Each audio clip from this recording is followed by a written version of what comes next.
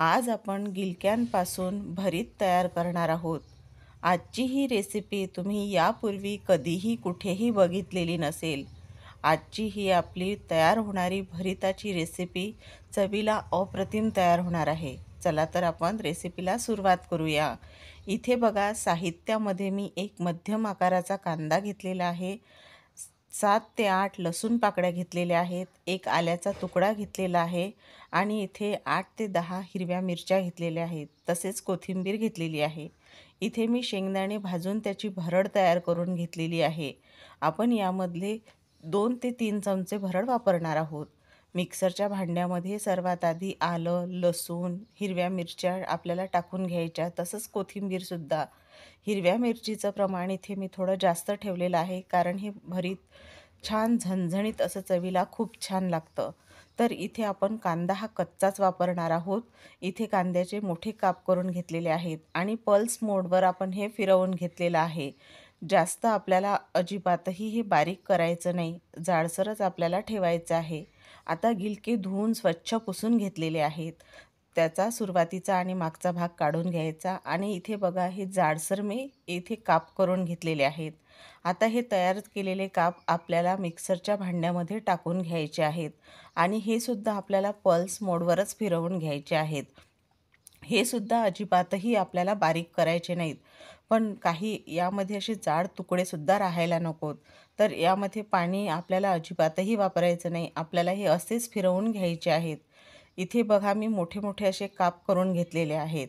आता बघा, हे पल्स मोडवर मी फिरवून घेतलेलं आहे, तर हे अशा प्रकारे बारीक झालेलं आहे, म्हणजेच यामध्ये थोडे थोडे असे तुकडे दिसत आहेत।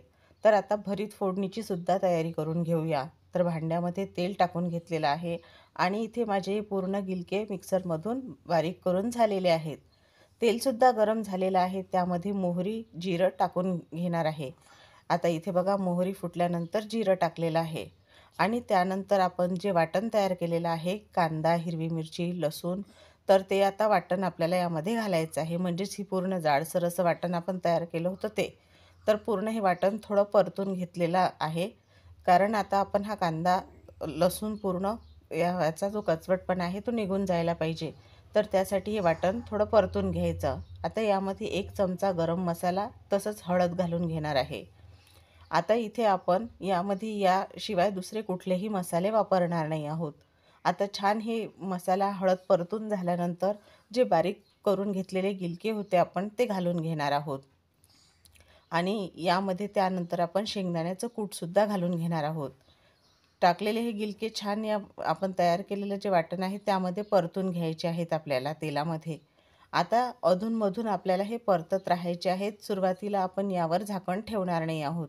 तर इथे आता हे छान मिक्स करून झाल्यानंतर चवीप्रमाणे यामध्ये आपल्याला मीठ घालायचं आहे आणि ते सुद्धा आपल्याला छान असं मिक्स करून घ्यायचं आहे।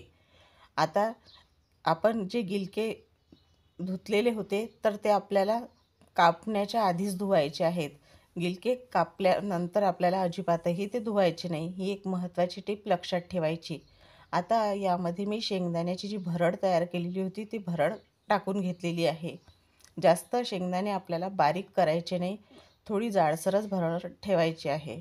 तर आता बघा, शेंगदाणे छान असे मिक्स करून झाल्यानंतर आपण इथे अधूनमधून याला छान असं मिक्स करत राहू। आता यावर झाकण ठेवून एक 5 ते 7 मिनिटाची मंद आचेवर वाफ काढून घेणार आहे।